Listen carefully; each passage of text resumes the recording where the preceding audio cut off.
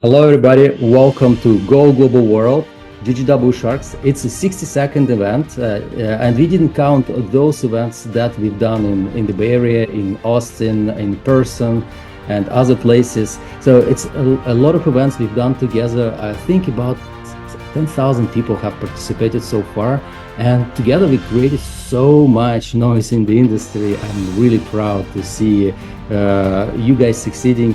The other day I've just met a founder and he was like so thankful to Go Global World that we gave him a start, and he's gaining traction and momentum right now. This is really exciting. So with that said, we already have another lineup of amazing investors today, and they are from different funds, from different geographies, like yourself. We're making digital Silicon Valley accessible to you. I have a few small announcements before we get started, the rules. Then we will just jump right into presentations, and we'll have amazing 2 hours again. Let's start with Go Global World. So GGW Sharks is our flagship event where we connect founders and investors. We make sure that you meet real VCs, real investors that are actively deploying capital, and so you get a chance to pitch them. Go Global World is the platform. It's a number one platform with 5,000 VCs on our network where you get warm interest. So we have relevant investors to your projects. It's the same is for investors. If you have a deal flow you want to source, then our algorithms, our AI is making sure that you get only relevant deal flow exactly fit to your criteria. That's why our platform is so incredibly useful in the industry for those who are sourcing, for those who are trying to raise capital. Now, it's very simple. If you create your profiles, it will take you a few minutes, and then the system is intelligently will be providing you those relevant either investors or startups. If you're a startup, you're creating your beautiful one-pager with video elevator pitch where investors can see it, all the key essential information, and there is a pass or connect. And when I say that you create a very intelligent profile, well, I mean it, because you put all your criteria, we know it, the system will know it, and will show your profile to investors in a very brief way with your 60-second video elevator pitch. So you're relevant, but also you're automatically pitching them your startup, and they are deciding right on the spot if this is something they want to proceed and further and connect, or they will pass. So it's saving time for them and for you, and it's just very efficient for both sides. Now, Go Global World is having several parts of the business, and the other part of the business is services business, where GGW Services is in charge for incorporation, taxes, accounting. So we are licensed to do this across all 50 states. We have hundreds of customers. Now is the tax season. If any of you need help with taxes, accounting, the time is now. We are there to help. We specifically have some product services targeting specifically startups. Not limited to that. We work with different kinds of business, small and large. But you have our back. Just reach us out. We will have a free communication. My team will give you some advice, and then we'll see if we can help, and then just you will be covered on anything that you need to file for your taxes. Now, this is our QR code for the services, and the email is in there. Please reach out if you need help. Now, I would like to make an important announcement. The company Empowerly is our long friend, our long supporter. They support Go Global World network and ecosystem for quite long. We've done events together in the Bay Area, and we've done online events, and they were there for us to make sure that you get these events more often, higher quality, and so on. So I would like to invite to the stage Stella and present Empowerly and say a few words what you guys do and why you're so amazing. Stella, are you there? Yes, I'm here. Thank you, Daniel, for those warm words. Hi, everyone. My name is Stella, and I'm currently working in the startup internship team at Empowerly. Anyone is looking for interns for free? We're a cloud counseling firm with a pool of talented high school students. Through our program, we help match companies with motivated students for internships at no cost. We handle all the logistics. All you need to do is share the job description and conduct the interviews.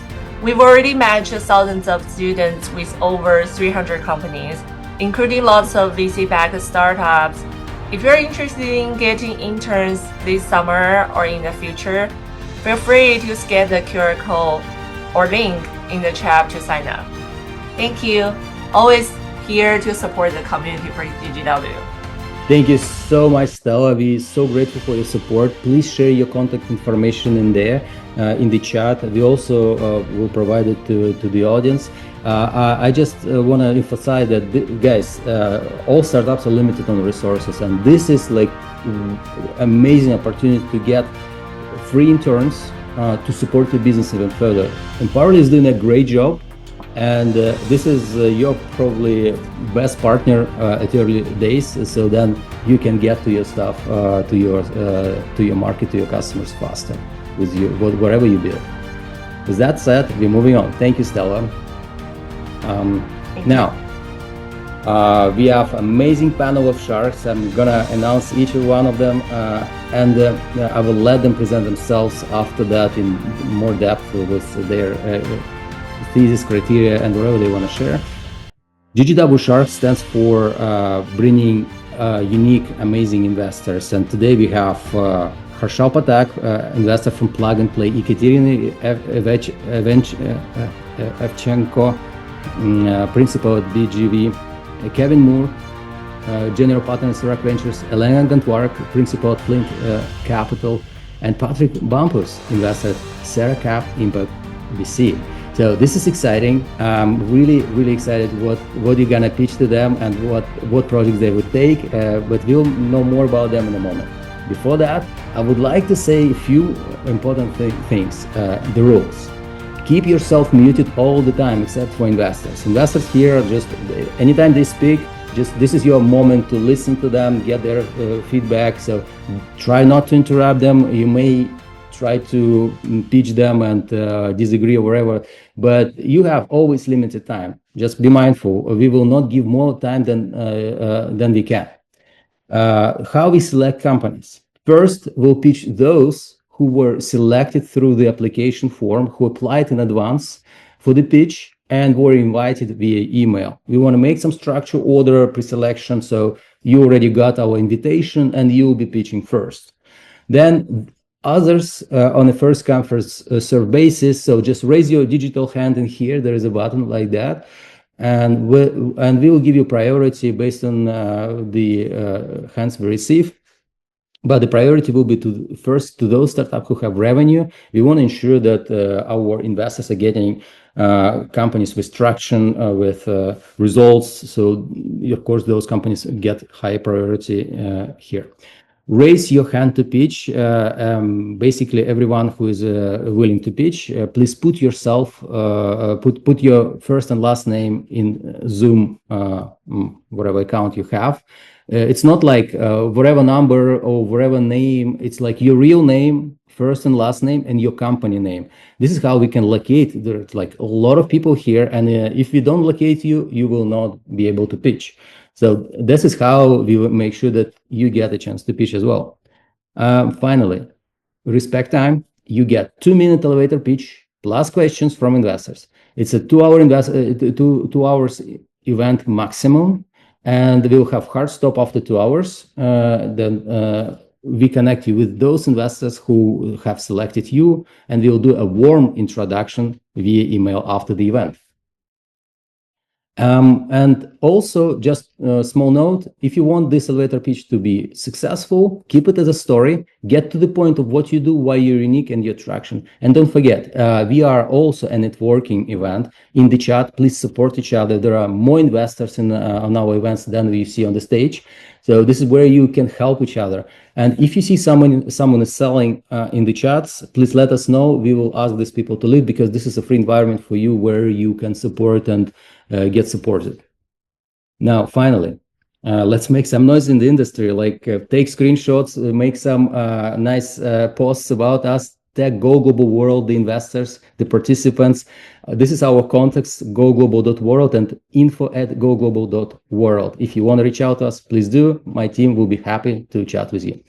That's it on my end. I'm inviting investors to present themselves, and so we're going to kick off the session right after that. Elena Gantvarg, let's start with you. Please say a few words about yourself, about your fund. So excited to have you. Thank you, Daniel. My name is Elena Gantvarg. I'm with Flint Capital. We're an early stage fund based in Boston. We invest in early stage startups, usually seed, Series A, and occasionally pre-seed. The check size is anywhere between a few $100,000 up to $4 million for Series A. We're generalists. There are areas that we're always looking at, and those include digital health, cybersecurity, fintech, enterprise software. But generally, if we understand what the company is building and we see that there is a market for it, we'll take a look. Perfect. Thank you so much. Harshal? Awesome. Hi, everyone. This is Harshal here. And thank you, Daniel, for having me back again on this community. It's a very vibrant and great community, and I get to meet a really good set of founders every time I come here. So I am Harshal. I lead the ventures operations for enterprise and AI investments. So essentially a generalist in the making here. About Plug and Play, so we invest anywhere from 50 to 250K. So ticket size is a little broader, but we invest across 27 verticals, except for anything related to gaming and extreme deep tech. So those are the only two verticals that we don't cover. Rest everything falls within our scope. One of the main reasons why founders like to have us on the cap table is our corporate network, and we can dive into it later on. But yeah, so that's like a quick intro. I've been a founder before, and now I'm essentially a nerd in the West. So if you want to talk technical, I am all yours here. So excited to have you again, and look forward to catch up in the Bay Area with you when we get a chance. Thank you. So next up is Patrick Bumpus. I recently met Patrick. He's an amazing person, and I would like to hear more, to tell us more about you, about your fund. So go ahead. Hey, thanks for the kind words, Deno. So Pat Bumpus, I'm on the investment team, also VP of Corporate Intelligence. We are seed stage AI investors. We've been doing it since it was cool to talk about at cocktail parties since 2016. Our check sizes range from 250 to 3 million for the first check. We keep about 50 to 40% dry powder out of any given fund to protect our ownership percentages and double down on people who we see good momentum in. Much like Harshal, our main differentiation is we have a very deep and strong bench of corporate relationships. We work hard to identify what they're looking at from a 1, 5, 10-year horizon, so we can sharpen our investment IQ, de-risk it for them at the early stages, and have co-investors waiting in the wings at graduation at A or B. We're in the middle of a merger with CerraCap Ventures, so we're going by the very uncreative name of CerraCap Impact Venture Capital. But yeah, that's it in a nutshell. This is so exciting. All right, thank you for sharing. Great to have you. And we're moving on. And Katya, you're next. Exciting to have you. Thanks for coming. Please say a few words about yourself, your fund, your criteria. Please go ahead. Yeah, sure. Thank you, Daniel, for having me here. It's very exciting to see so many people so active. My name is Katya. I'm principal in a fund called BGV. We're an early stage fund. We have around 500 million under management. That's across multiple funds. Our core fund will invest in seed and Series A. We'll lead or call it around. We'll invest 2 to 5 million, and the rest will be syndicated, typically in the rounds up to 10 million. We also have a seed program where we can invest early with the smaller checks. On average, it's 250K. It's more to learn about the company and maybe invest in the future. We've had quite a few graduates like that in the past. We also have a standalone early growth fund. Mostly it's for existing portfolio companies to double down as the company grows. terms of area of investment, kind of very similar to what other people said here, enterprise AI. I do like vertical AI. It happened to me. I've been doing a lot of healthcare, insurance, cyber. Now also looking at commerce and energy applications. I've been with the fund for 4 years now. Time flies. Before this, I was at business school and I have background in management consulting. One more fact, we're a cross-border fund. We have an office in France, Israel, India, and Japan, but we do focus on the US market and our headquarters is here. And we also do have a lot of corporate connections, so another fun fact. So happy to be here. So exciting to have you. Thank you for coming. Appreciate that. And Kevin Moore, you're opening our session, so no pressure, but all these 100 people waiting to pitch here. So I'll keep it. A few words about yourself or your fund. I'll just go on for like 5 minutes. I'm just kidding. Kevin Moore, founder and general partner at Serac Ventures. We primarily invest in financial technology, SaaS companies, future of work categories, and we also are trying to get some cyber companies in the portfolio. We have a deep conviction around security right now with all the AI stuff going on. So we're interested in companies within that sector. Our initial check sizes are 250 to 500,000. And similar to Pat, we do reserve capital for dry powder. We have about 9 more investments to make in our first fund. And we're investing at this point primarily in the United States, but we're exploring Europe, Latin America, and some places in Canada. But happy to be here. And Janelle, thank you for the invitation to come back. It was a great time last time, so I think this time it'll be just as fun. It's gonna be lots of fun. Thank you for coming again. So exciting. Just few words about Go Global World. We also invest. We are in a deep partnership with Selective VC. We invest for the past 2 years. There was about 90 investments and our average check size is 300K for now. So focusing on frontier tech and AI companies. And those companies with 1 million RRR or more of high interest to us. So if that would be of any focus for you guys, also reach out to us. We are actively looking at the deal flow. With that said, so excited. Let's get started. And the first company to pitch is, that's going to be Hagopia Advertiser AI. Hagop, are you there? Hi guys, yes, I'm here. So I'm kicking out myself from this stage. So I'm gonna put you on my chair. Just a second. Hagop, where are you? Just let me. Oh, I see it. All right. You got 2 minutes. You may start now. Awesome. Hi everyone. Every app growth marketer today is drowning in manual operations. 60% of their time goes to manually optimizing campaigns across multiple ad channels and using dozens of tools and having multiple tabs open, leaving no room for them to think strategically and out of the box and moving the needles. And hiring more people to fix that, it just adds more overhead and cost. I'm Hagop, the founder of Advertiser AI. And I've been 14 years in the mobile growth marketing space, working at companies like Zing and Kabam, and running my own performance marketing agency, managing over $700 million in ad spend across 130 apps. So I live the problem on a day-to-day basis. We build Advertiser AI, an agentic workforce that autonomously runs the full growth marketing stack, from user acquisition, creative optimization, ASO, and analytics.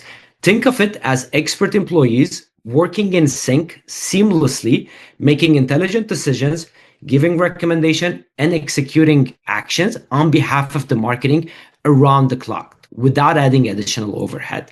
We're not just another tool or dashboard that's running automation. We're the only platform that combines full stack growth marketing execution with real decision intelligence. And our traction proves that. We have signed 7 contracts that are ready to be onboarded in March, and that's going to generate us another 77K in ARR. Plus, we have 47 leads in the pipeline and continues to grow.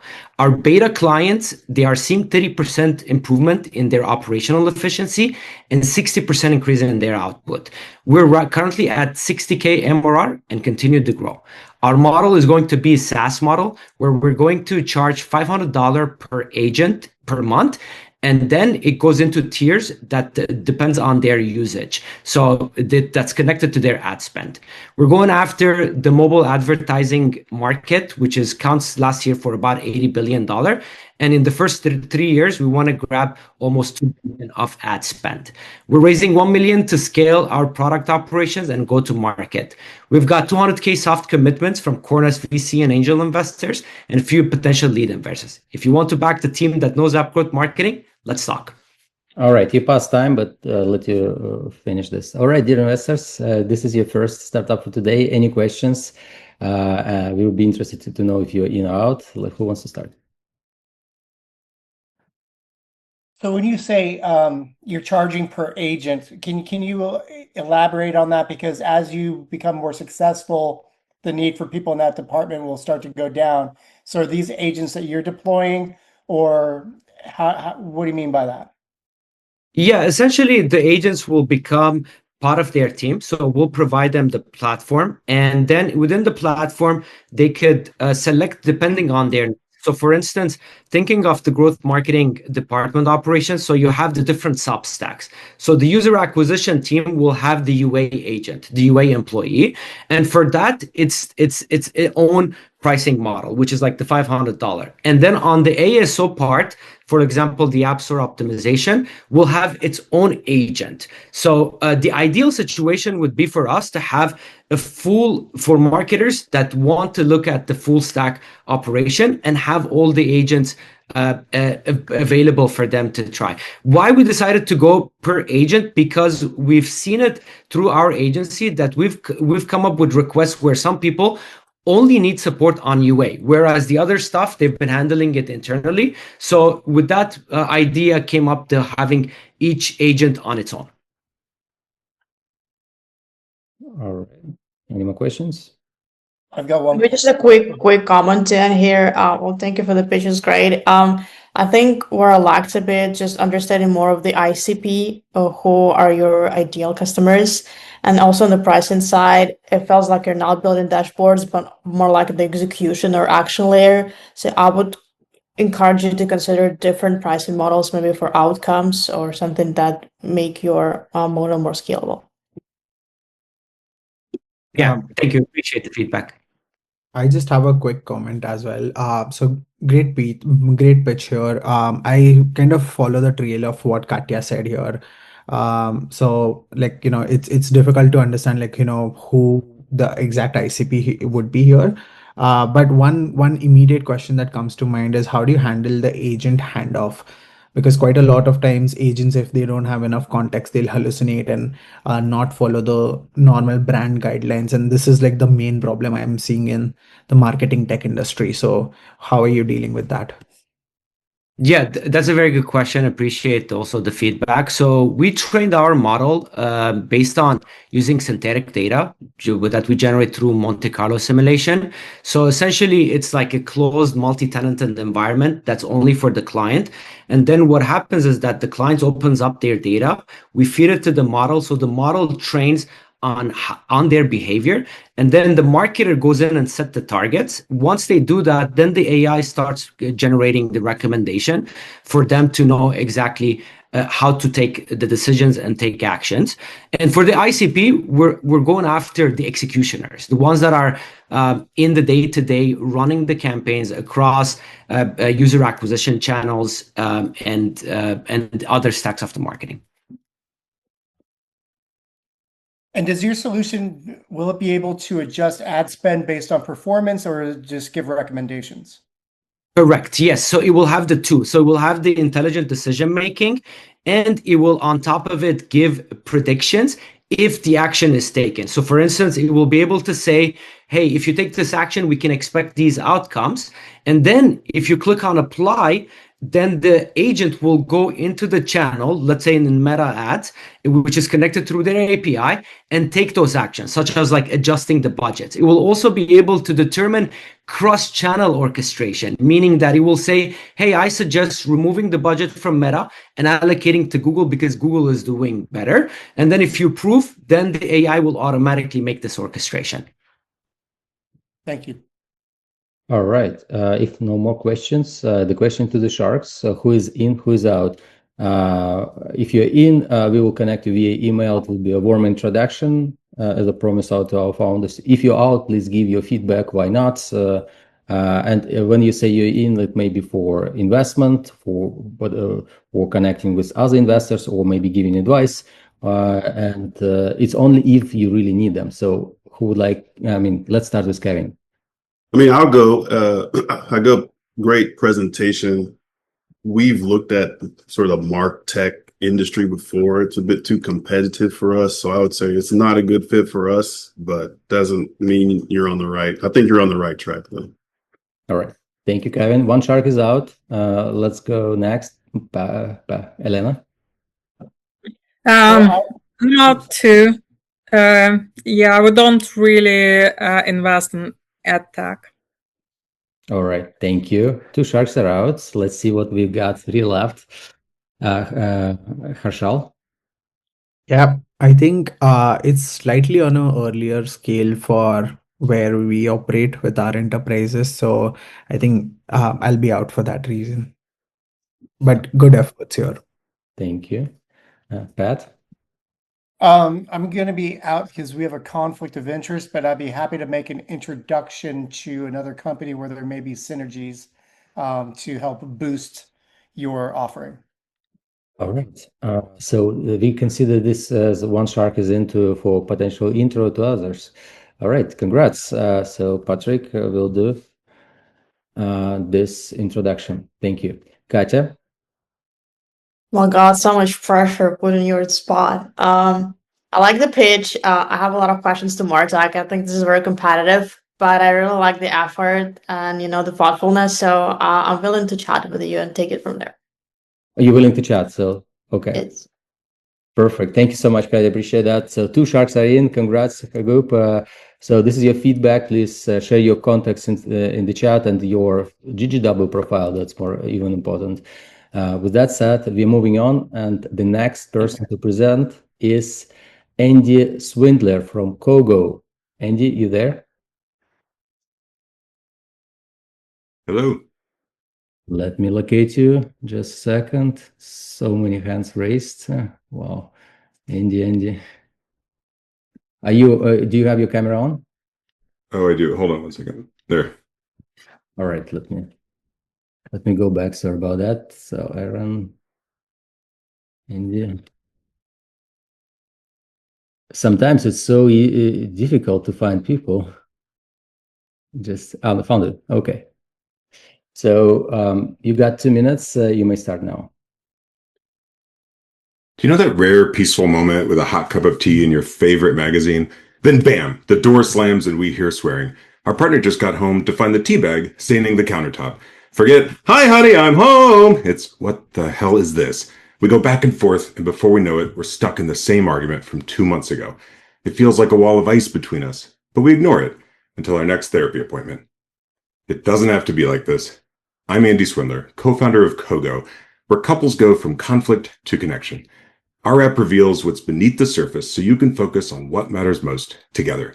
When the ice starts forming, Kogo guides both of you to pause, shift, and bring back the warmth between you. The AI even keeps your therapist in the loop so they can pick up right where you left off. Our alpha tests are exceeding all expectations, with people saying the experience is outstanding. One couple even called us yesterday to say, how can we not afford this? It's so good that they're bringing the results to their therapist today. We also have 17 signed letters of intent from therapists and coaches, 240 people on our beta waitlist, and a patent pending. 48 million couples in America keep getting stuck. We're targeting 1.2 million actively seeking support, which is an $84 million initial market. Our billion-dollar vision reaches well beyond couples to the workplace and beyond. This is personal for me and my co-founder, who's also my wife. We have 7 startups between us. I've raised, exited, and led teams through hell and back. I'm certified in coaching and conflict resolution. Our rockstar team hails from Google, IDEO, Aura, Sonos, and more, with deep expertise in product, relational psychology, ethical AI, and high growth strategy. We've raised $45K from angels and invested years of R&D in relational health. We're raising $500K on safes in our pre-seed round to launch our MVP and ignite our therapist partner channel. Your early investment locks in the most value and the most impact. Peace begins at home. Choose connection at kogo.now. Thank you very much. Right on time. Appreciate that. Dear Sharks, any questions to Andy? Andy, how do you plan to compete with the platforms that are out there that are kind of purporting to do the same thing? And I understand that the growth in AI has been the biggest use has been in sort of this sort of you can chat to a therapist and AI is able to go deeper and understand all these different things. But how do you think you can compete against some of the platforms that are out there today? Absolutely.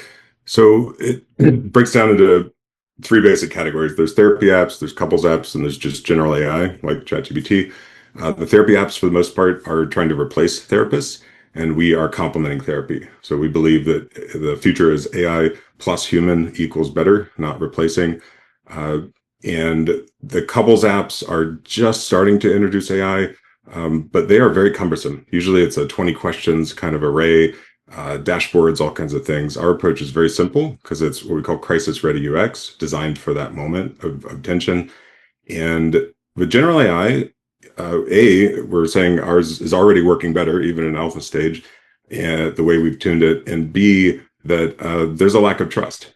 So for this level of intimacy, people are actually seeking a platform designed for this that's separate from their kind of everyday AI use.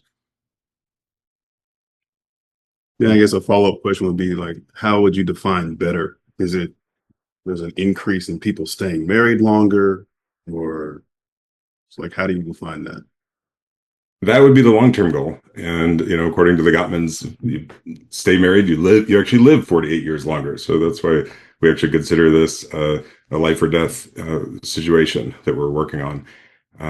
Better right now means that the time to repair after a conflict is much shorter. So it reduces the long-term impact of that time, so they can come back together, get back to living their lives. And the longer term impact generationally is that when parents use this, their kids actually see them modeling better communication, better conflict resolution. Thank you. Thank you. Any more questions? I have a question, if I may. Just a follow-up question. If in your terms, like better means like faster conflict resolution, how do you plan to create some meaningful retention? Because let's say that if retention is low, then the apps in B2C space are usually not successful. They all depend on retention. Yeah, so we're starting with conflict because that's a meatier problem to take on, and it gets people's attention. It gives them a reason to opt in beyond just a nice to have. But there's all kinds of modules that we're building that are more constructive. Like, how do you map out the family values, for instance, and how do you actually learn new skills and new ways of communicating together? How could you run an appreciation exercise? Eventually, we believe this app will actually be able to basically run a family meeting, a weekly family meeting based on an agenda that's provided. So there's far more. It's not just about conflict, but that's where we're starting, and we're solving that problem first. What's your go-to-market? Because my question would be, by the way, first of all, great pitch. You nailed that. That was very polished. Thank you. What's your go-to-market? Because my question would be, how do you accommodate so many cultural differences? Meaning, what might be a good resolution for one segment of a geography may be horrific for another. So how do you kind of take that into consideration, or is it going to be a slow growth train as you go? It will be slow growth. We're starting in the U.S. Obviously, in the U.S., there's still many cultures at play, and we are developing, even in this early stage, we're developing ways that the app is learning. We're developing a proprietary method of tracking different spectrums, 9 different spectrums so far in terms of, does somebody start with emotions or they start with logic, for instance, et cetera. So that can play into cultural differences as well. But the main thing is our go-to-market is based initially on this idea of therapists and coaches being the container. So it provides a lot of advantages. It shortcuts trust. It means they're already invested. They're already actually investing time and money and energy in making the relationship better. And that therapist is going to be involved in the onboarding. So we're going to learn as much as we can ahead of time about who they are, what makes them tick, and how they want to progress through this. And so far, we've interviewed about 30 therapists, and even the skeptics, once they hear that we're designing this to complement their work and even enhance their therapeutic outcomes, they're on board. And like I said, I have 17 LOIs already signed. Cool. All right. Thanks. Thank you. Katya, you had a question. Yeah, it was just a quick one. Did you say patent pending? I'm curious, what is it about? Yeah, we did file a provisional patent last summer. As far as I can tell, we were pretty early in the idea of how can AI talk to more than one person at once. A year ago, there wasn't anything, at least on the commercial market, for that. We are starting to see that come on board a little bit more. We're starting to see diarization maybe become a commodity in some of the APIs, the ability to tell two voices apart. So that's a lot of what it's about. And but also there's 5 different modes. I won't go into all the details, but there are 5 different essentially modes that the AI can interact with a couple. But that primary idea is the AI's discerning between multiple people at once. Right. Thank you so much, dear Sharks. We're out of time. Who is interested to connect with Andy? Who is in? Who is out? If you're out, quickly, why? And we're moving on. Elena, let's start with you. I'm out. It's just too early for us. One Shark is out. Thank you. Harshal. I would be out. I have 2 pointers. So firstly, I see this app as a better therapist matching tool. So great job on that. Also, your pitch was almost like a commercial coming alive. So good job on that. And the negative feedback would be like, I would love to see a little bit of go-to-market motion in place here. With therapist and clients kind of matching, because it's always like a chicken and egg race here when you kind of go in the market. So I would love to see how that pans out. Thank you very much, Katya. Thank you, Andy. Great pitch. I'm out just because it's not really focused for us. But otherwise, I think it's a very hard business, honestly. And it's great that you're there, great purpose. But what I think could make it sound a bit easier is just some unique go-to-market, like was said, maybe something about these lines. What will help you to scale, in an unfair way? It's a hard question, but if you crack it, I think will be gold. Perfect. Thank you. 3 Sharks out to left. Let's see what Pat has to say. Yeah, I'm out, not because it wasn't compelling or the pitch was anything wrong with the pitch. You did a great job, just out of scope for us. But as you gain more traction, keep TELUS Global Ventures on your radar. This is something that they invest in. Oh, awesome. Thank you, Pat. Kevin? Yeah, and I'll say I'm going to pass because I think it's too difficult to show efficacy because the outcomes are very subjective, and maybe that's not the thing here. But to my earlier point, I think the category is very competitive, and it seems like the best way to show or demonstrate a competitive edge within this vertical, I totally agree with Katya, is that you have to have like amazing, almost kind of viral traction, because your customer acquisition costs with this type of model, I think, are really high. And I could go on and on and on, but at the end of the day, it is out of scope for what we do, given how I announced what we're focusing on. But it doesn't take away from great pitch. There's probably a there. I just think that those things have to be proven for, I think, any investor before they're going to go a little bit further. So, but thank you for the presentation. Thank you, everybody. Thank you, Andy. Appreciate that. This is your feedback. Please share your GGW profile and your contacts and support others. We look forward to see you again. And we're moving on. The next up is Alexey Vorobyov. Alexey, you ready? Yes, I'm here. Putting you on the stage. You got 2 minutes. Take it away. Hello, everyone. My name is Alexey. I'm co-founder at AI Stats, and within our team, we build like product which is effectively a ecosystem of products in the field of soccer, where we build AI-powered instruments for all types of stakeholders like football clubs, regular fans, and other football professionals. We started with a live score consumer application with a subscription business model where we provided our users with advanced analytics and prediction models, and it helped us basically to find our product market fit. At the moment, the application generates more than $150,000 of monthly revenue, and it basically allows us to expand to other kind of business verticals inside of the soccer industry. Specifically, we started to analyze broadcast videos and detect different events during the course of the matches, basically to expand our focus and starting to tackle different verticals such as football clubs, bookmaking companies, and etc. etc. At the moment, we are in a position to make a very big leap in the field of working with football businesses, and also we expect huge growth during the upcoming World Cup, which will take place also in the United States. At the moment, we plan to raise a seed round during Q2 2026. It will be priced round, and before that, we will have investors will have a chance to join us via saves with a discount if they will be interested. And I will be happy to answer your questions if you have any. Thank you very much. Let's get started. Dear Sharks, any questions? Elena? Yeah, sure. So thank you for the presentation. I was wondering, how big is this market? What is your estimation? And what is your churn? Do the users pay usually for annual subscription or monthly? Mm-hmm. Yeah.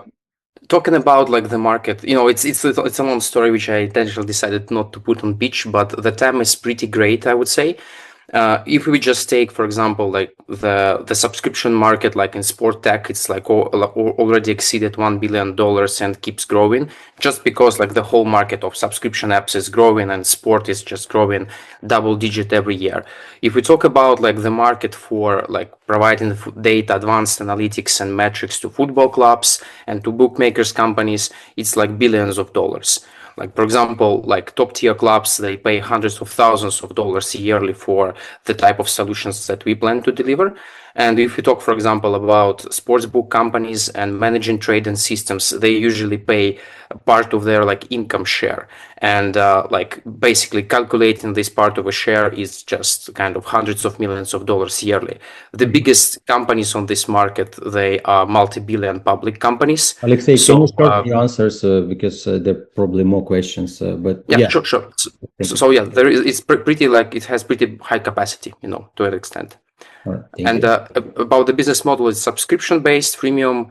The churn during the first months is around 60-65%, but it's very difficult to say whether it's high or low because there is no the same type of apps that we have on the market, so we don't know the benchmarks.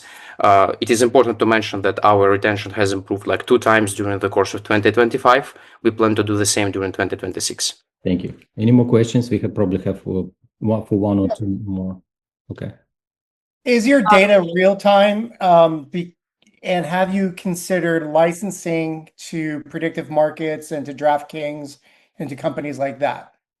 Yes and no. Part of our data is live, part of our data is post-match. I would be happy to elaborate more on it, during the following conversation. And yes, that's kind of one of our TAMs. That's where we plan to go. We plan to provide bookmakers and managing trading systems with our data to adjust odds. Thank you. Katya?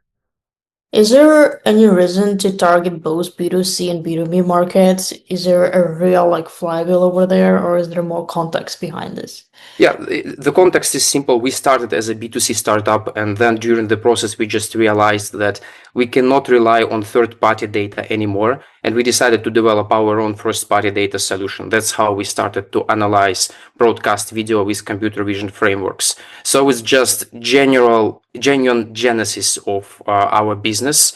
like that's how it developed. But B2C is a cash cow. It earns us money. So we decided not to stop it, because it keeps the company afloat. It helps us to finance, more interesting and more important core model. Thank you very much. If no more questions, the question to the Sharks, who's in, who's out? Let's start with Kevin. I guess I'm a little undecided. I mean, given the revenue that you all are generating, I'm just curious why you're even raising capital, especially if you don't have to. But I mean, it's more of a, maybe I'm undecided. Okay, is it like you want to get it connected, or you just want to pass for now? I guess I'll pass for now. There might be interest later, but I'm just drumming over that question in my mind. Yeah. Why you're Alexei, why don't you send connect request to Kevin on LinkedIn, and if he accepts, maybe you have a conversation. Okay, I'll do it. All right. Thank you, Kevin. One Shark is out. Pat, what do you say? I'd be interested in taking a follow-up meeting. Perfect. One Shark is in. All right. Congrats. Things are moving on. What about Katya? Thank you. Interesting business. I'll probably be out. But I think this is one of those like businesses that sometimes you have no idea about, can be really big. For the founder. I'm not sure there is a large market, but I might be wrong.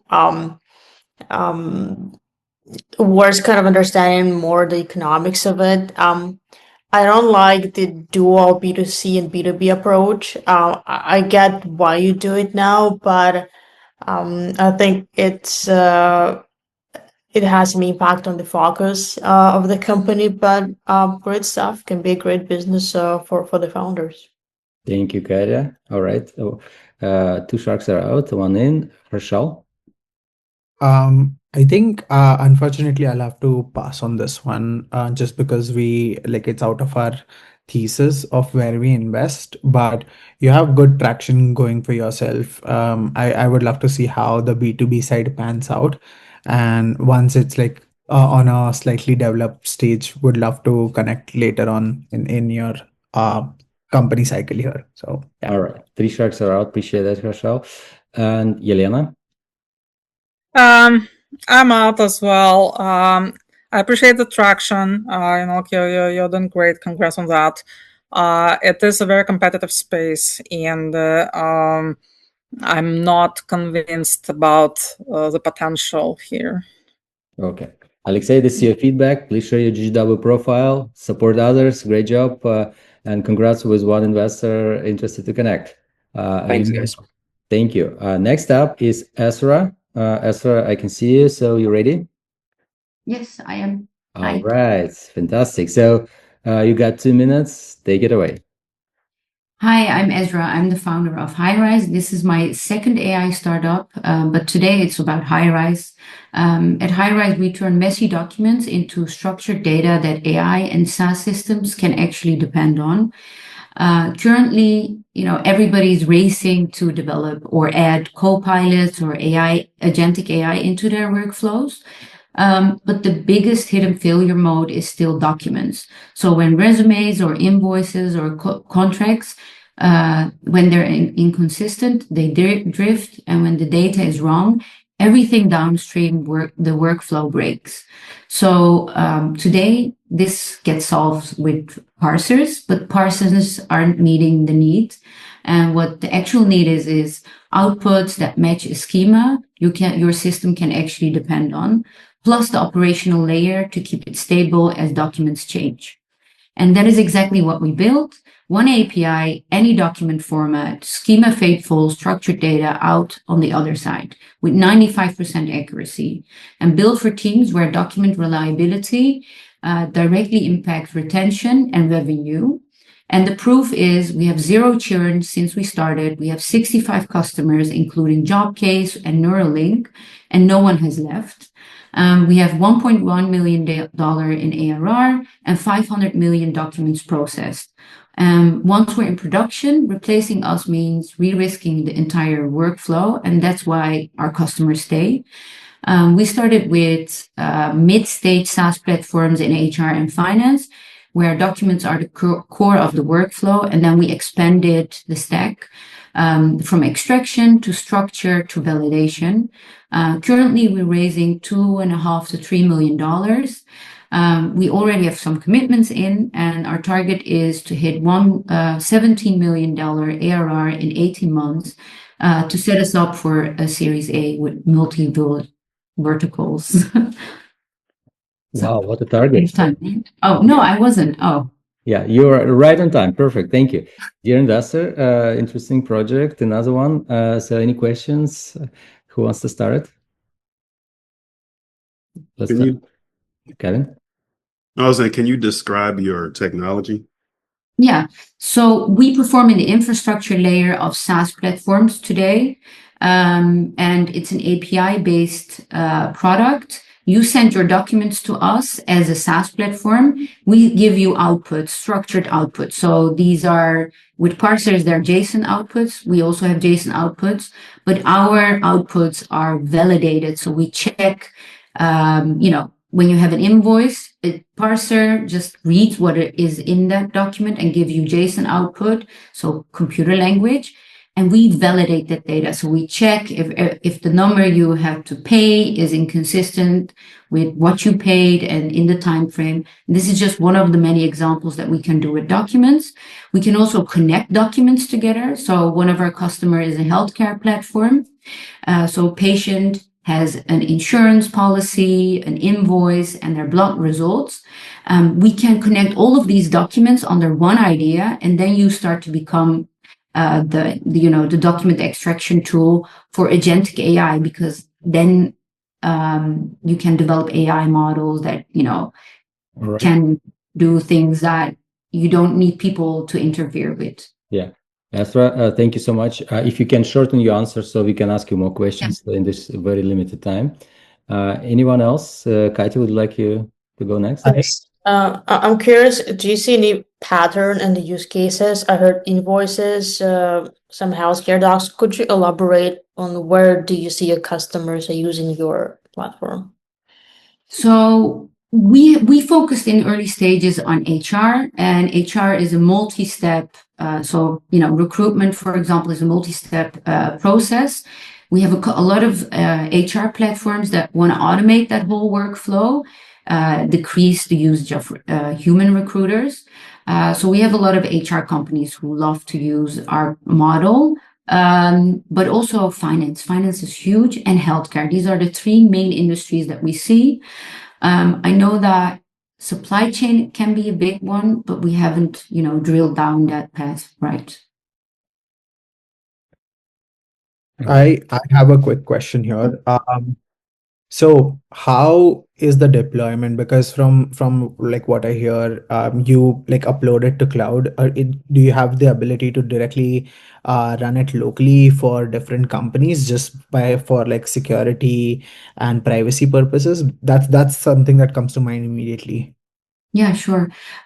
We are able to do that. We have one customer, a government, that we do that for. And I think in the future it will happen a lot more, especially in the Middle East, where a lot of government documents are still hard copy. So they have to upload it and then, put it in the systems. We can do it. We don't do it a lot. You need to be a big customer for that. What can you tell me about the competitive landscape? It's nice pitch, by the way. It sounds great. It sounds like a lot of people would be doing something similar. Can you tell me about the competitive landscape and also what your cap's going to be on your safe? So what we have today is you have the realm of parsers that is commoditized and everybody does that. So I don't look at that. I do look at the legacy models and track if they are, developing, capabilities that we're capable of. I haven't seen any one of them doing. However, I did see a startup that came out of YC just a couple months ago, and they are doing something similar to what we do, but their focus are different verticals, and they're very small. They just started off. But we keep an eye on them. It's not big. It's not big yet. And Andreessen and Horowitz released like a post on their blog saying that this is something that is actually needed, especially that the connection of these documents. Thank you. Are you able to share the cap info? Oh yeah, I'm sorry. So it's a pre-money $17 million valuation. All right. Dear Sharks, this is the time when you take your decision. Who is in, who is out? Let's start with Katya. Thank you, Azra. I'm a bit puzzled. Honestly, I looked at many companies like this, or at least it sounds so. I need more information, but it seems competitive to me.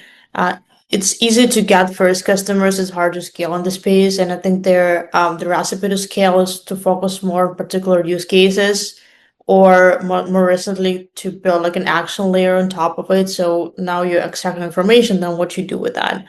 But I'm intrigued, about learning more. So if you have a deck, I'll be happy to kind of look at it.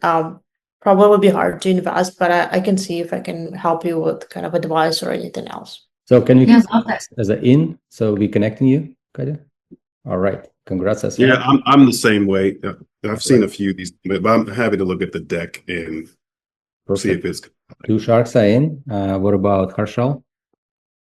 I would love to have an intro here. I have a couple of questions regarding IP, if deployed like locally, and like how if you can directly plug into the environment and stuff. But the initial traction does look good, 1.1 million ARR. So would love to chat a little more and see if we can make any corporate intros. All right, 3 Sharks are in. Pat? Yeah, same. I'd love to look at a deck, and I'd be happy to take a meeting, and I'll have a lot more questions then. Okay, and now the question is, do we have It's gonna be a home run. Is it going to be a home run? It's going to be jackpot today. All right, Elena, this is your I'm gonna be a party pooper here. No, I'm out just because it's. I like the pitch. I recognize the problem, but it is a very competitive space, and I looked at so many companies in the space, and even if there is a company that does something differently, there is so much noise, and all the companies are competing for wallet in a way. Yeah, for that reason, I think that it's very difficult to build a sustainable competitive mode here. Thank you. Ezra, this is your feedback. Congrats. 4 Sharks interested. We'll do warm intro after the event today or tomorrow. Please share your GGW profile. Please share your contacts, support others, stay with us till the end, and look forward to see you soon again. Thank you. Thank you all. Next up is Matthew Jan Mace. Matthew, ready? Yeah, I'm ready. All right, so take it away. You got 2 minutes. Dear Sharks, thank you for your time. My name is Matthew Mace. I am the CEO and founder of Study Connect. We build a user research layer and intelligence layer for healthcare startups. I've been in the medical device industry for 16 years building products, and the hardest thing is to know what the customer and the market needs.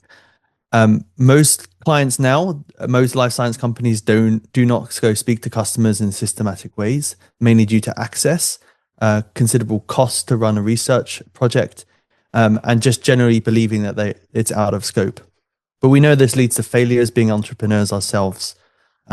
What we do is we build a platform that helps build into our networks of physicians globally and healthcare buyers to test product ideas through structured research. We've done this for 15 companies already, generating almost 100K in revenue in the last 6 months. And now we're looking towards expanding into a platform-based technology beyond the managed services. We've just partnered with a global research company who generating millions of dollars to help feed our growth, and as well as a voice AI company to introduce our new platforms. We are starting a safe round beginning of March, and we already have a third of this committed, and we're looking forward to build and scale. All right. Extra 40 seconds for questions. Wow, take like very efficient. Dear Sharks, what's your questions? Who would like to start? So is that a marketplace, Matthew? How does it exactly work, and what kind of studies do you see are happening the most? Yeah, most studies are market access studies. So as in, here's a product, how would we sell it? Who are the buyers? Should we go into this region, etc. They're the ones that we're seeing the most of us. We actually have 3 different verticals. One of the things that are generating revenue at the moment is a marketplace idea that you've said. Want to speak to X physician buyer, someone who's a senior, we can connect you. That's a marketplace. Our biggest bit of revenue in the future is actually going to be running these studies, user research studies ourselves. The whole idea is that we build agentic tools, or we leverage agentic tools now that we use in-house to make these run faster.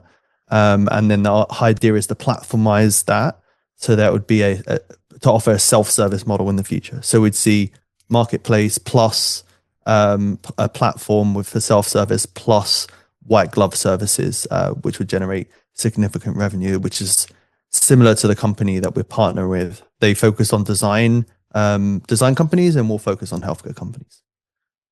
So does the company make more money based upon activity happening on the platform, or is it just people are paying a software subscription for? Yeah.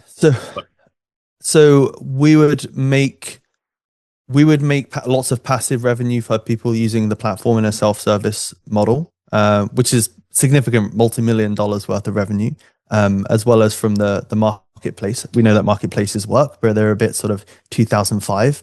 And so with those 2 things will make us revenue, and where we see having the ability to scale, 1 researcher's hour to do what used to take 30, 40 hours using some of the AI tools that we have. Having that white glove service, building essentially a consultancy, but AI first native consultancy is the opportunity that we see in healthcare.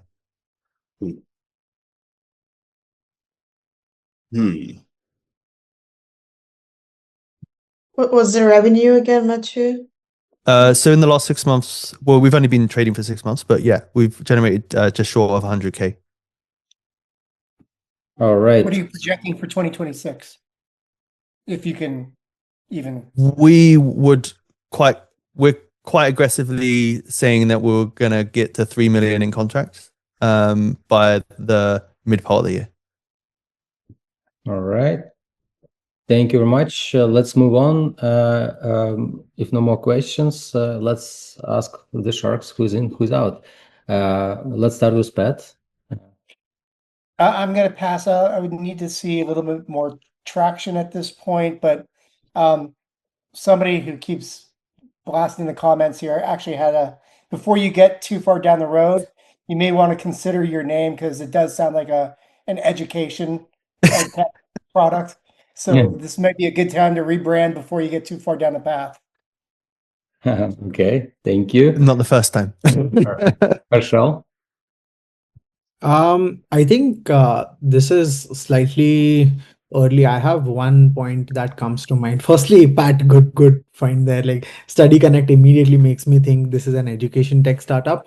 But one thing that comes to mind is a lot of times these research individuals, all of these guys want to keep a lot of there's a lot of confidentiality in the industry, and I think I see scale as a problem when it comes to confidentiality. So I think I would like to wait. Let's connect on LinkedIn for now. Yeah, 100%. Okay, two Sharks are out. Elena? I'm out too. I would like to see a little bit more of proof points and traction, and generally proof points for repeated use case, because right now I can understand why somebody would want to use it once or twice, but I'm not sure about the repeated use cases here. All right. Thank you. You have Katya and Kevin. Katya, go next. I would be out, but kind of similar. I want to connect on LinkedIn and kind of stay in touch. I really like the market. I believe there is something there. Mhm. Because it seems like a pinpoint actually, but the way you solve it, I think you're still kind of did not understand yet. There are a lot of moving pieces, but I guess you just keep going, keep refining, and I actually think you'll get there. Okay. Thanks so much. Yeah, Okay. I am out on this. Some of my feedback is I think it's a little bit too early for venture capital dollars. Marketplaces are tough unless they're clear and there's a clear way to bring people on both sides. But for me, the biggest thing was I feel like right now there's too much ambiguity in what direction the business is going, like from a go-to-market perspective. You guys started out with services, now you're thinking about a platform. So there's just that stuff I think needs to be a little bit more refined. Yeah. So I'm out for now, but I'll follow what you're doing on LinkedIn. Appreciate it. Well, you've got a lot of LinkedIn requests, so you got to connect. It's a great opportunity. And this is your feedback. Please share your GGW profile, support others. We always have grateful that you're joining us as well. And let's Thanks, move on. Daniel. Thank you, Matthew. Next up is Mark Jardin. Mark, you ready? Of course. Hello, everyone. Please fix your camera. Yeah, go up a little bit. You got 2 minutes, and you may start now. Hello, I'm Mark Jardin from New York City. It's not pitch, it's my life story. For the past 4 years, I'm working on creating communities for beginner streamers on various social networks, including Discord. I am, as owner, don't see much profits in these platforms. I only see low engagement and now people without avatars. I see a similar situation with Slack for creating community. I decided to create social network that helps increase engagement, customer trust, and ability to native integrate Stripe and PayPal to make sales inside community. No more writing purchase instruction for customers. 5 companies are waiting for the launch of our first personalized social network on late March. 90% of people know how social network works, and that's what people like. Let's not change human behavior, but adapt business to human behavior. We working on factory to produce social network to achieve our goals and businesses who interested. Thank you for your time. Thank you, Mark. Let's see if any questions from investors who would like to ask any question.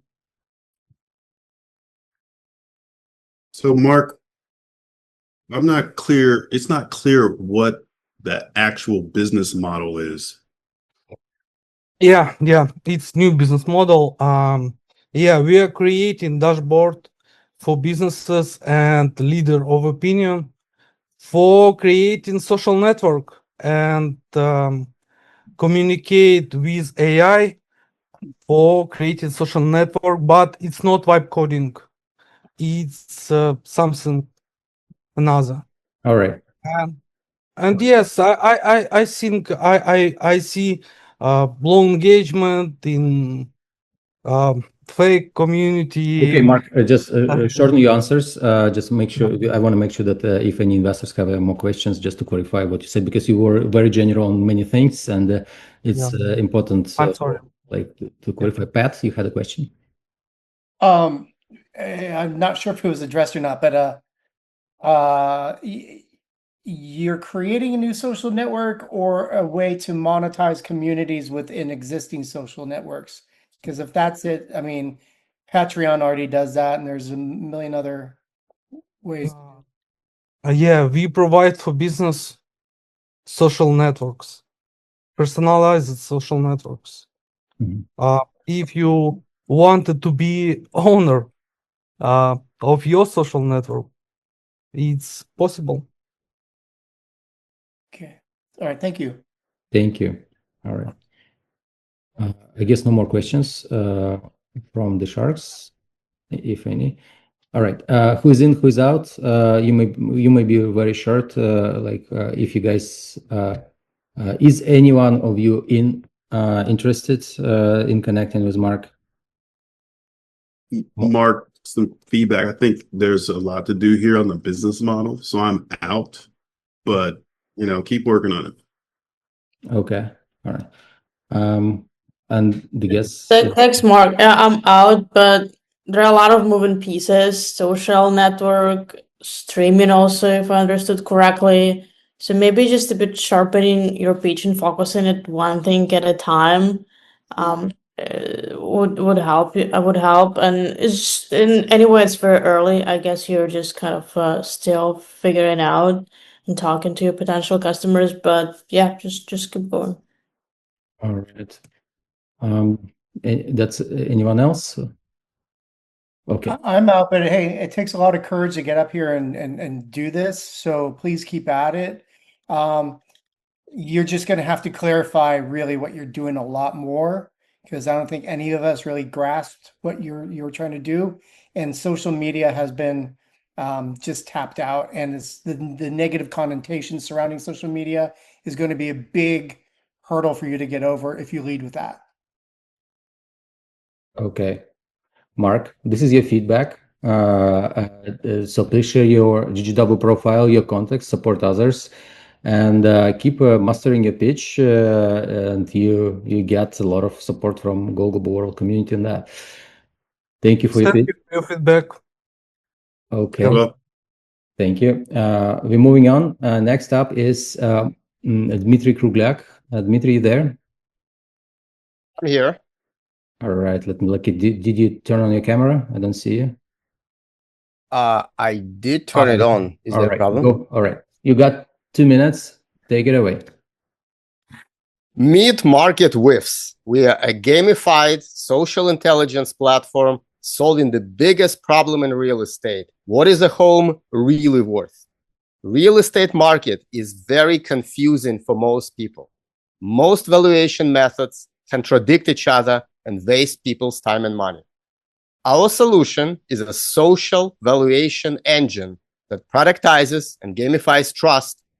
Users predict what a listing will sell for. We track the sale outcomes and calculate expert scores. Then, by weighing predictions against those scores, we build dynamic social valuations that reflect true market sentiment, not just the past sale history.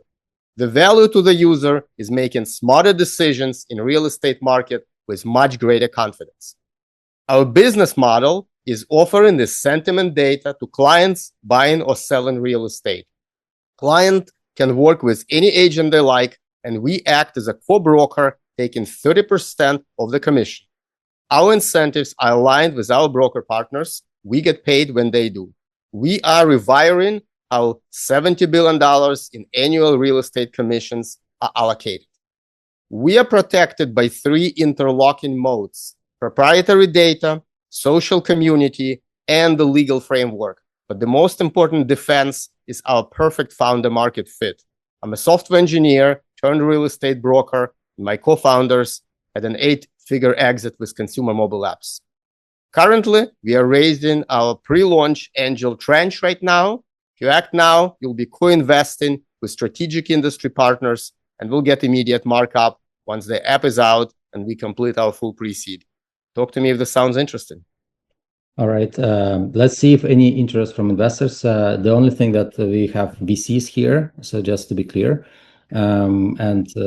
Let's see if any of you guys have any questions. All right. Who wants to start?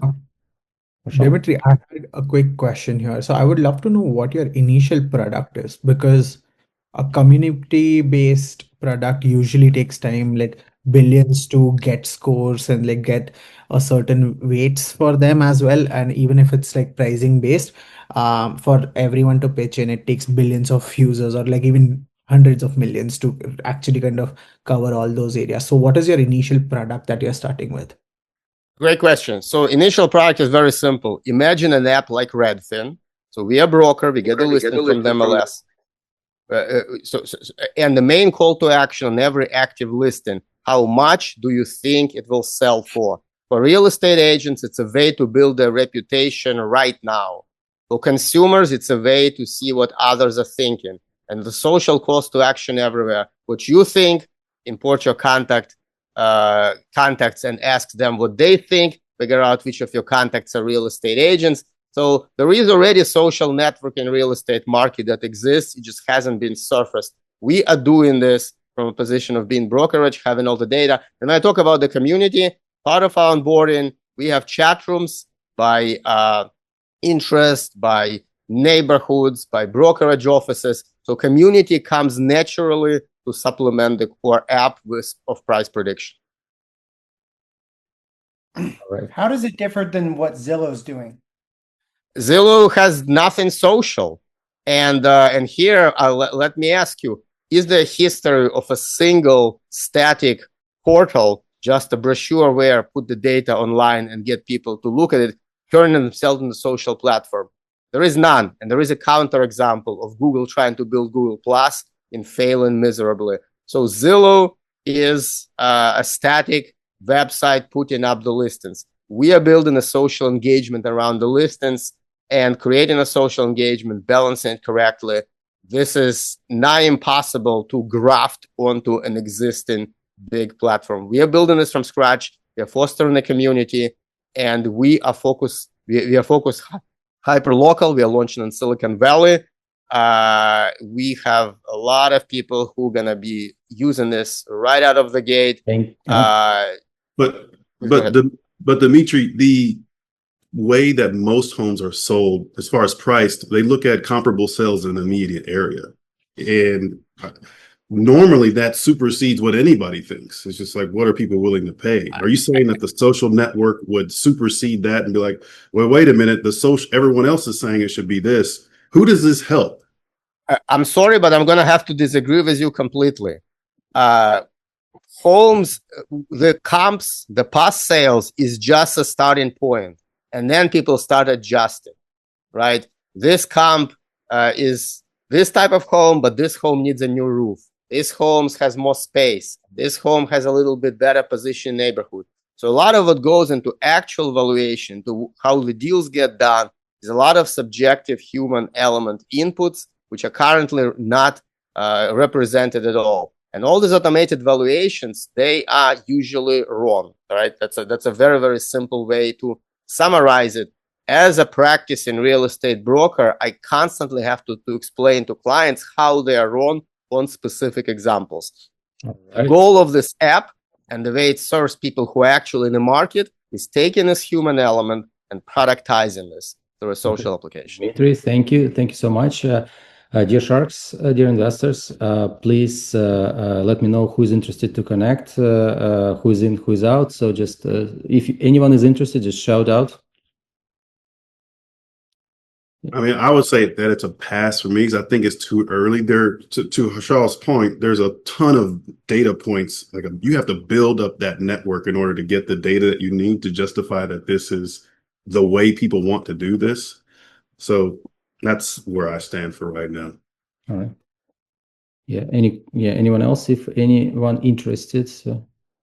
I was overhearing your thing just for a few minutes, and I'm just going to tell you the way houses, property. My name's Michael Tanner, by the way. Who is this? Okay. Are we just asking investors to give feedback? I'm sorry. I was just trying to say. Michael, sorry, we're just giving feedback to final words. Appreciate that. Please share your thoughts in the chat. We would appreciate that. Thank you so much for sharing your opinion. Dear Sharks, if anyone interested to connect, just let me know. So I guess no Sharks interested yet. All right, Dmitry, this is your feedback. Just please share your information, GGW profile, your contacts, support others. Thank you for pitching, and we're moving on. I will say it's an intriguing concept. I mean, I'm going to pass, but it's intriguing. All right. I think you'll have to prove that the current valuation methods are incorrect, which I'm not a broker, but it's hard to believe just given all the data that's available there on all the transactions. Yeah. Yeah, I love our investor panel. They're very supportive and keep giving feedback. Dmitry, great having you, and thank you so much. Next up is Ankur Patel. Ankur, are you there? You ready? I'm here. All right, good to see you. You got 2 minutes. Take it away. Excellent. Hello, Sharks. I'm Ankur. I'm the founder of Regenova Pharmaceuticals. Most often than not, people die where in the hospital setting is not because of poor healthcare system, it's mostly because the drug discovery option is too slow. That means I've experienced it myself. Of course, being an immunologist and being in this industry for over a decade, I was able to save my son when he was infected with herpes infection at the back of his head. The neonatal herpes infection rate is mortality rate is 60%. Being an immunologist by background, I was able to save my son, but not all fathers are. And when I digged in much more deeper why there is no targeted treatment, I realized viruses like Nipah or any other tough cancer types, we're not able to study them in the lab because they are much more deadlier when you try to study. Even if you get a nick by the animal infected with the virus, the mortality rate is high, the scientist has to die. And that's why we are not able to study them in the lab. That's why we introduce you to Trace, our AI platform, where we could study the viruses and tough to treat cancers on a computer. And then we are able to also design drugs which are immune therapies and not small molecules, chemicals, were actual immune therapies against those targeted proteins. Everything, understanding toxicity, everything before even heading into the actual lab experiment. Well, our business model is we design or build our own pipeline internally, and the second of all, we would be building it and selling it out as an out licensed drug to pharma companies at a higher cost. The other business model is to co-develop with big pharmaceutical companies. We have made tractions. We have collaborated with pharma companies, one of the small mid-sized company. We have 2 deals with academia labs right now. And we're currently raising funds at 1.25 million at a seed stage as we speak. All right, time is up. Thank you so much, Ankur. Dear Sharks, dear investors, any questions to Ankur? Let's start.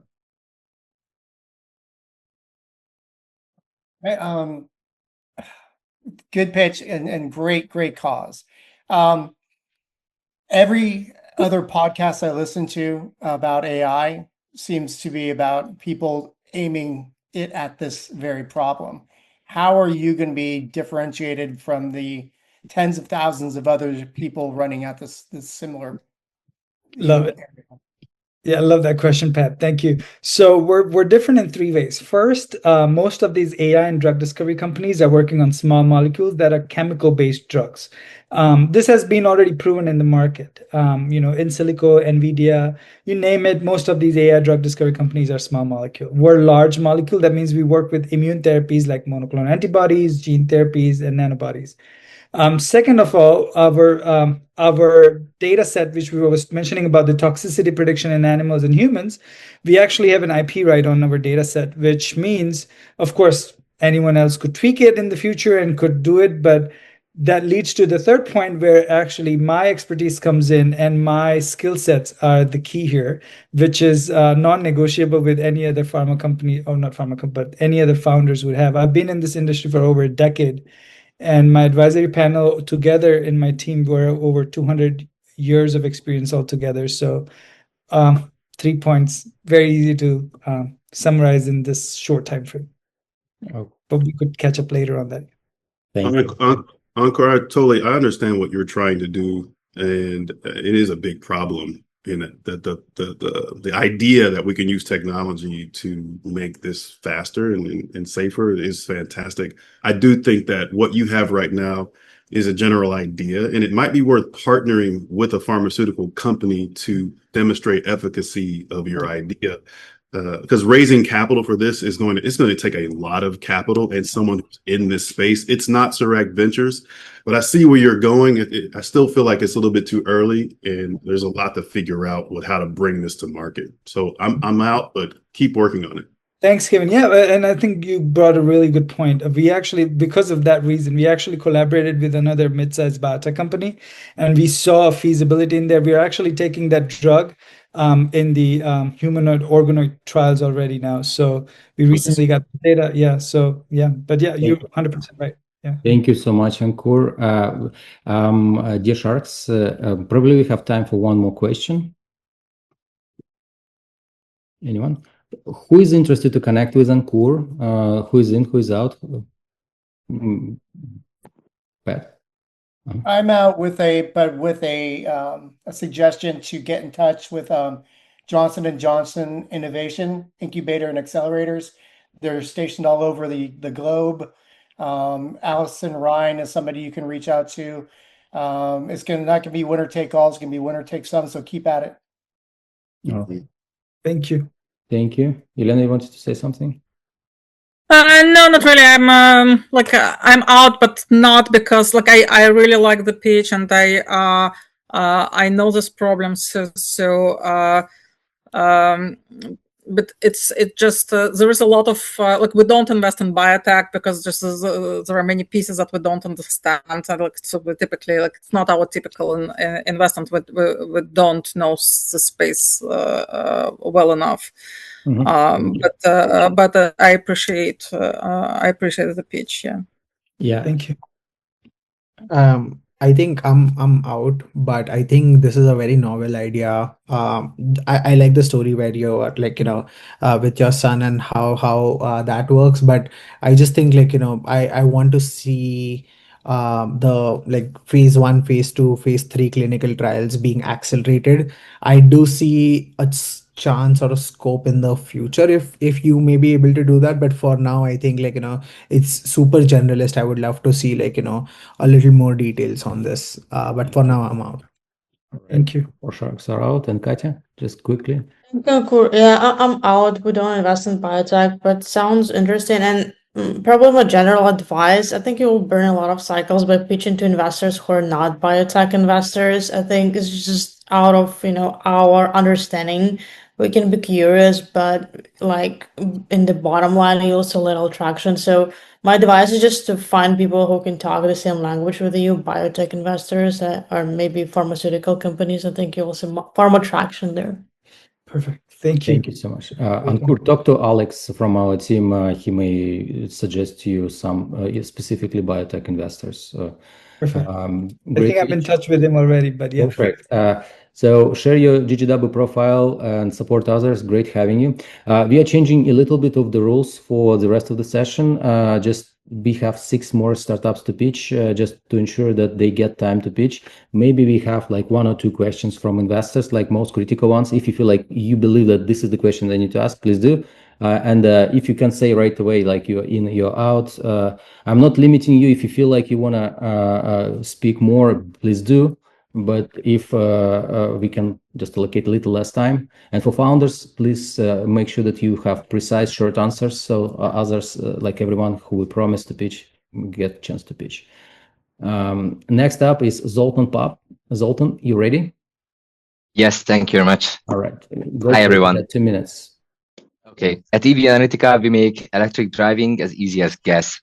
Our first product, EV app, unites every charger and driver and operator into one real-time system. So unlike plug share static maps for the charge points closed network, we have multiple brands in the application, and we propose a charging station tailored to your car based on your car, user behavior, and statistics we are using. And our smart matching routes each car to the best charger for the route and budget. So we save to drivers up to $300 a year. So since this is an aggregator platform, it's already live. We can also save for the charge point operators by cutting software costs by 90%. And we help them to stay in touch with the customers with a built-in newsfeed where they can promote their prices or their services. And we also integrated loyalty cards. So this is kind of the booking.com for the charge point operators to have only one mobile application until we go to your car screen. We earn only a simple 3% fee on every charging session as a B2C business model. And we have such implemented and working functions like smart route planning, plug and charge to charge your car like the Teslas, and so on. But that's not enough. So in the last 2 months, we reached 3,300 users. And we have now twice as much users than Facebook followers, showing the strong product market fit in Hungary. We have ongoing integrations with banks. KBC pays us $300,000 to integrate the EV app, and the Simple app integrates us to access 4 million users. And we already connected 150 megawatts flexible capacity, which fuels our next product, the EV Mesh. So that turns all electric cars into one mobile power plant, and the utilities pays us 20 cents per kilowatt hours to coordinate charging and stabilize the grid, and we have a non-dilutive funding for that. We raise 5 million for the EU27 coverage, and also 5 million for US expansion from Q4 this year. Thank you. Thank you. Appreciate that. Dear Sharks, any question to Zoltan? Who wants to start? Zoltan, great technology. I like it, but it's too far along for us. We're a little bit earlier. I also think that this technology is going to take off in countries where they probably are a bit further along with EV development, like China, etc. So I'm out, but I certainly would like to follow what you're doing. Okay, follow us at Evchenko on LinkedIn. Thank you. All right. Thank you. One Shark is out. And anyone else would like to have a question? I would love to connect here, Zoltan. We have a big automotive arm. I would love to see what you do on the enterprises side here. So would love to connect and chat more. Okay, thank you very much. I will keep in touch. Thank you. One Shark is in. If you guys have a question, please shoot, or if you are in or out, please say. Was there an AI play to it? I'm sorry if I missed it. ARR. I'm sorry? I was asking, are you asking the ARR? No. Just connect with me on LinkedIn. I don't want to take up too much time. I'll ask my question then. Yeah, thank you. Out for now, but I want to learn more. Okay. Thank you.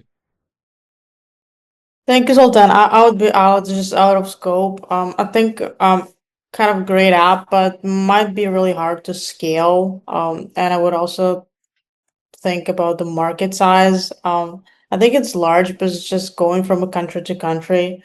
I think it will be challenging. May I answer this quickly?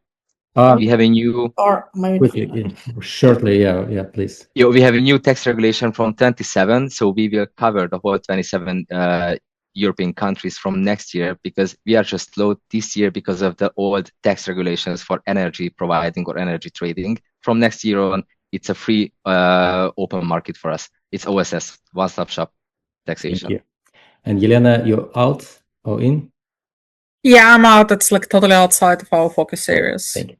Zoltan, great job, great presentation. Please share your information, share your GGW profile. And guys, everyone who is pitching and not on GGW platform, not finished this, you're missing out a lot. So we probably cannot show you to all the investor network we have. Make sure you do it in advance. So Zoltan, thank you so much. Thanks for the opportunity. Thank you. Next up is Roman Levitsky. Roman, you there? All right, I see you. You got 2 minutes. Take it away. So I have a couple short questions for you guys. First, how many of you have ordered handyman services in the United States? Please raise hands.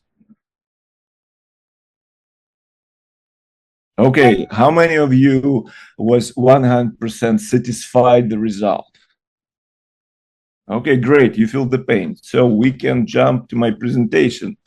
I'm Roman Levitsky, founder and CEO of Full Day Handyman, and we building a national supply constrained handyman brand powered by an AI roll-up engine without spending a penny on M&A. The United States handyman market is very big. It's over 355 billion, yet it's highly fragmented, around 600,000 small operators competing for demand through various marketplaces. that sell leads but don't own any outcomes. We are building a deeply defensible model that brings structure to this mess. So it's a one top pro, one full day, one flat price, multiple tasks, store runs included, no up marks, no estimates, no haggling, just book the day, pay once, it's prepaid service, one setup call from us, and just relax. So no acquisitions, just an AI roll-up engine that creates, controls both demand and supply. Our AI handles intake, scope validation, routing, upsells, marketing efforts, and repeat control. Being operational a little more than 2 months, we're already live in 12 states with real revenue, 48% gross margin, about 30% in referrals. We're raising 525K pre-seed to reach a 100K MRR and enter seed round from a position of strength. All right, last time. Thank you, Roman. Dear Sharks, 1 or 2 questions. Let me know who wants to start. So AI roll up without acquisition, is that a marketplace? Could you maybe help explain in do you know words? do you know roll up, the thing roll up kind of approach for offline businesses? So like now guys like smart-headed AI professionals buy out the existing demand and supply. I know, but what do you mean without acquisitions? Because we're building it from the ground up. So we're building supply and demand from the ground. So demand existed thing. So we're building supply side, but very, very constrained model. So for example, we need just 920 super qualified handymen to, if they will do 16 shifts a month, they will create 14,700 shifts in a month. Roman, sorry to interrupt, but I think I understand what Katya is asking, because when I heard the word roll up, it makes me think that you're raising capital to buy handyman businesses and put them under one umbrella. But No. Are you referring to roll up as in like we're adding more and more handyman to the platform? No.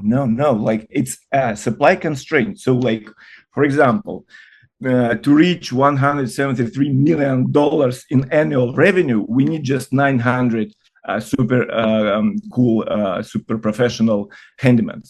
That it's mean, and we know them. Like we know how like find them and how like make them work with us and like retain them at first. So, am I answering your question, Katya? Not really, but yeah, if you can share the deck, I'm kind of happy to try to understand it earlier. Great. Maybe if one quick question, if any. If not, then the question to you guys, if you're in or out.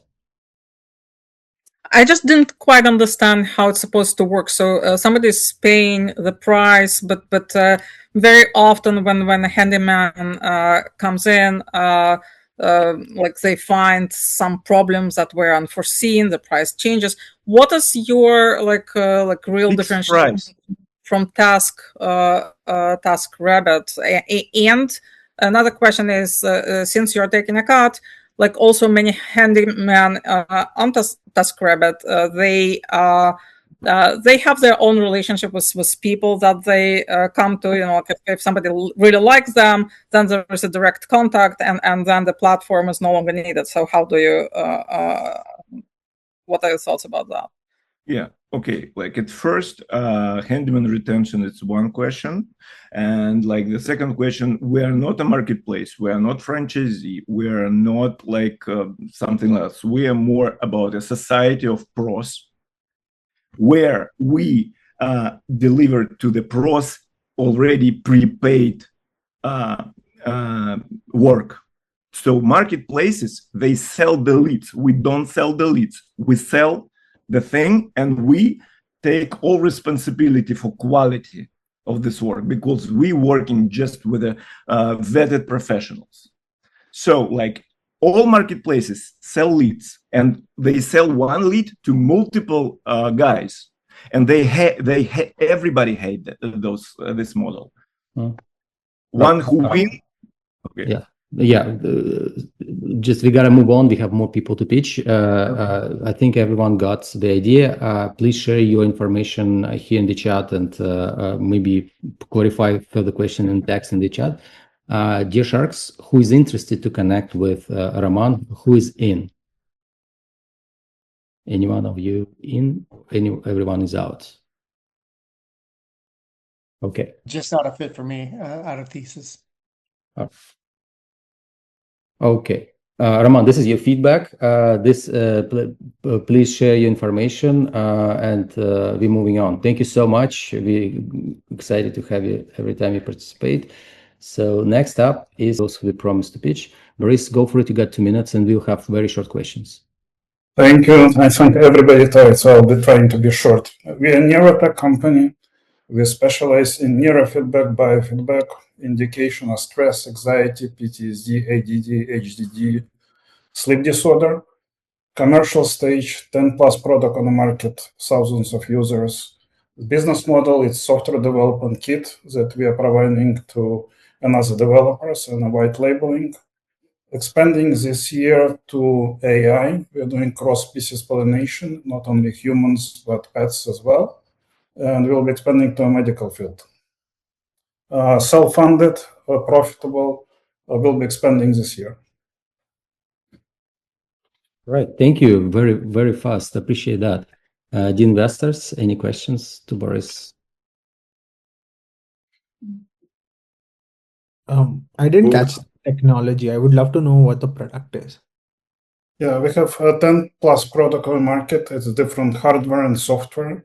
It's basically reading your brain and doing protocol on your brain, identifying what is a deficiency in the brain and creating neurofeedback protocols. We have 25 plus games, probably the biggest in the world, from controlling your brain and using video, audio to doing neuroplasticity, to get you out of Adderall, antidepressants, stress, anxiety growing 200, 300% this year. And every 16 kid, it's ADD, HDD. Okay. Boris, who are you selling to? We are only B2B. We are providing software development kit to developers, and they're selling. We have several hundred clinics, over 10,000 users.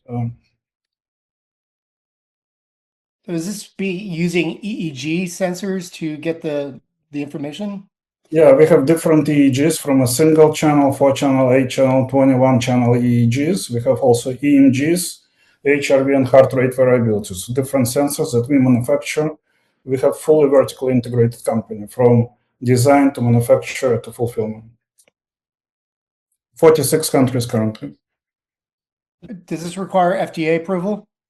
No, it's a wellness device, but we're going to FDA this year for medical. We did FDA before, so we'll be piggybacking on our previous registration. Okay. So do you guys, so this is the time probably we ask Sharks their final decision. Who is in, who is out? Who is interested to connect with Boris? Boris, I'm out, but you've got phenomenal traction. If I were you, I would delay trying to raise capital if you don't need to. Great advice. Thank you. I'm out, but kudos to you with the licensing and white labeling. The margins on that are going to be great. Yeah, we are doing white labeling. You'll see a lot of our product with white label already on the market. Okay. Great business, Boris. Unfortunately, I'm out. We just decided not to kind of touch anything related to brain. I think it's too complex of an organ, but seems like great business. And if you're profitable, yeah, I think, yeah, you have a lot of options. Thank you. So anyone interested or everyone is out?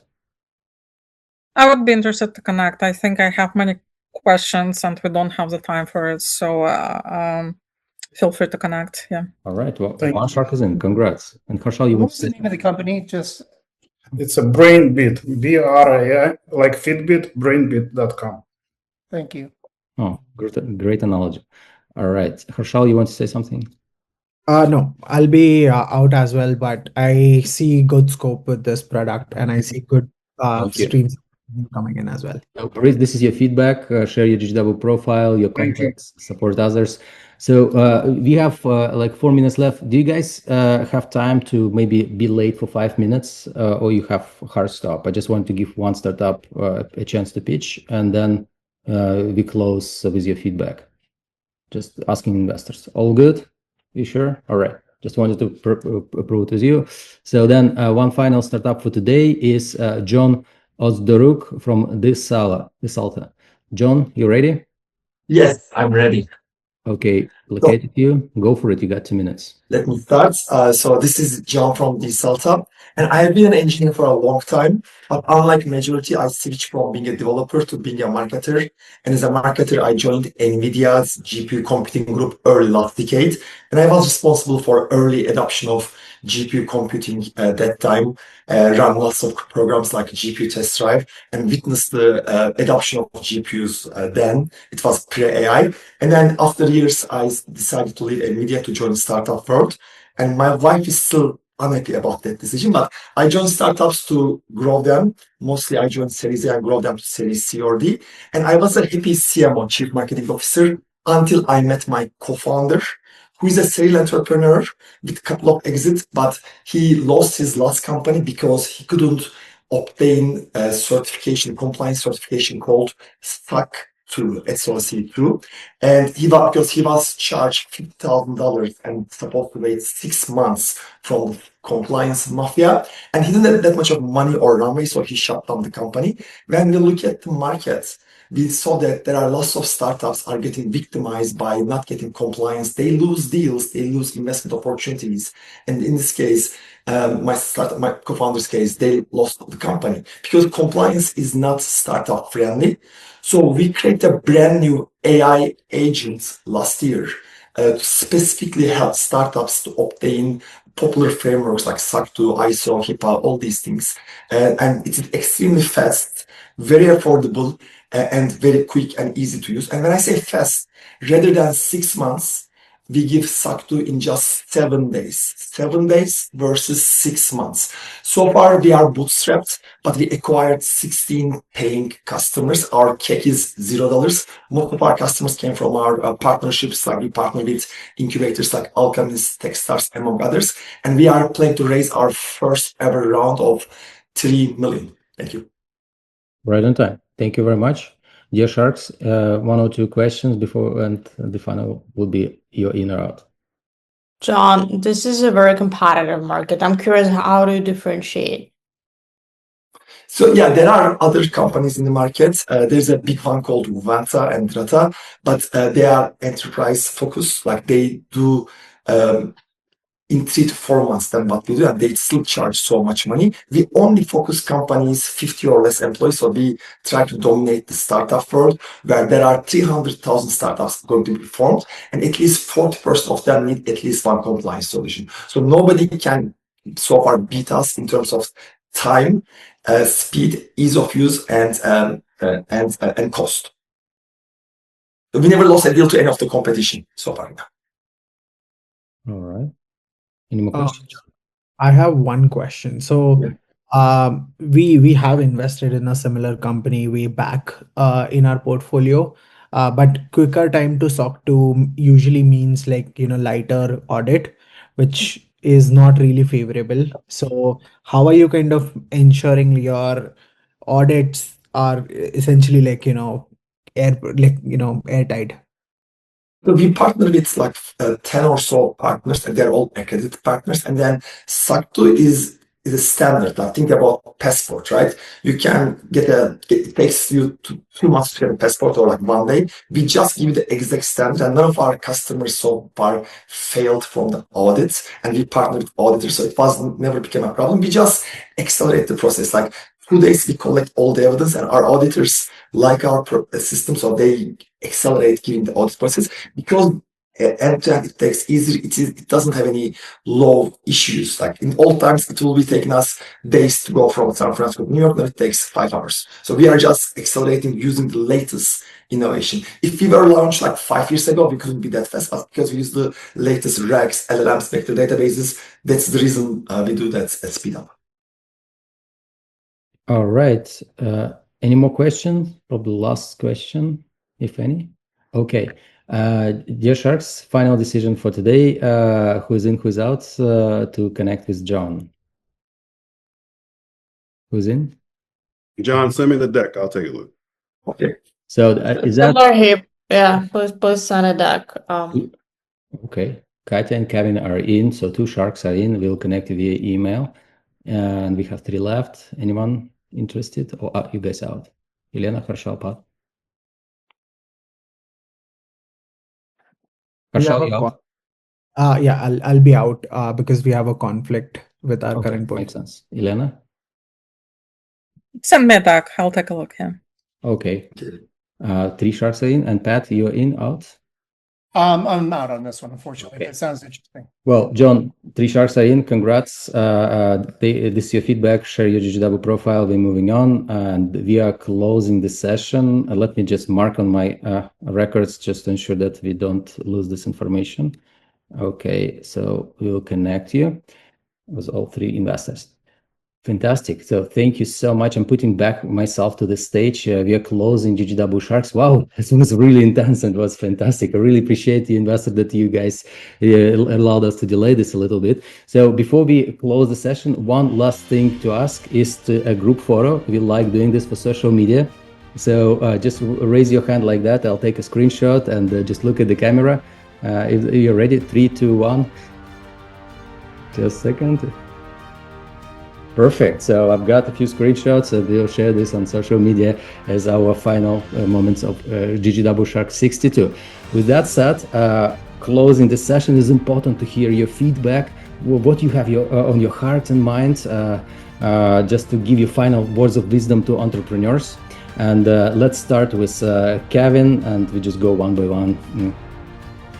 First of all, anyone that's doing this, great job. It's a lot of work putting things together. And just because it may not be a fit today doesn't mean you shouldn't keep working on it. So congrats everybody who's doing this, and keep everybody in the loop on your progress. Thank you so much. Great to have you. Fantastic. Pat, go next. Yeah, likewise. It takes a lot of courage to get up and do this. The world needs entrepreneurs. Now's the time to zig and zag. So if you get some feedback that kind of points you in a new direction, go for it. But you need to be able to tell your story very concisely and clearly in that time. Otherwise, it's going to be a red flag for investors moving forward. Love that. Thank you so much for being with us and joining today. Katya? Yeah, well, amazing event. Thank you for having me here. I think a lot of energy, maybe just 2 pieces of advice. If you're getting no's, it's probably a good sign because of 2 reasons. One, you have an ability to refine your pitch, and also don't hesitate to pivot and, refine the idea. And number 2, just consider, talking to more people, because all investors are different. You probably even noticed this today, that people just have different focus areas, might not be a fit for somebody, but can be a good fit for somebody else. So just keep pushing. Thank you so much, Katya. Exciting to have you today with us. Harshal? Awesome.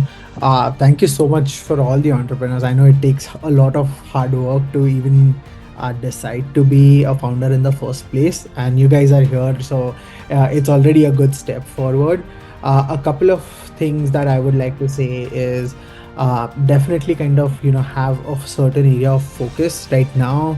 The main thing that matters in the market is your go-to-market play, because the technology is on an easier side to build with all of these AI tools. So please, have a clear focus on what your go-to-market play is going to be, and that's where a lot of investors are focused. And the second part is just kind of having a good sense of where you want to monetize and how you want to make sure, because the traditional business playbook is almost changing itself, and it's no more SaaS for modeling. So I would definitely encourage founders to think a lot about how you think about pricing moving on.